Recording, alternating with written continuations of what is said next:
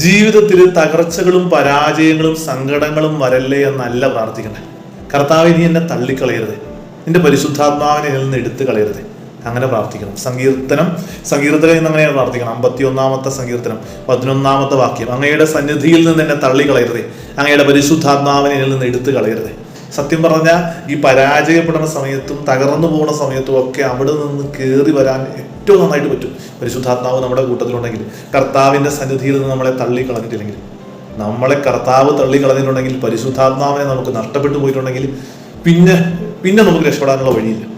അതാണ് അതിൻ്റെ കാര്യം എന്ന് പറയുന്നത്. അപ്പം അതുകൊണ്ട് പരാജയങ്ങളൊക്കെ വന്നോട്ടെ, നഷ്ടങ്ങളൊക്കെ ഉണ്ടായിക്കോട്ടെ, അപമാനങ്ങൾ ഉണ്ടായിക്കോട്ടെ, എന്തൊക്കെ തന്നെയാണെങ്കിൽ അതൊക്കെ സംഭവിച്ചോട്ടെ, പക്ഷെ കർത്താവിന്റെ സന്നിധിയിൽ നിന്ന് എന്നെ തള്ളിക്കളയരുതേ, പരിശുദ്ധാത്മാവിനെ എന്നിൽ നിന്ന് എടുത്ത് കളയാനായിട്ട് വരരുതേ.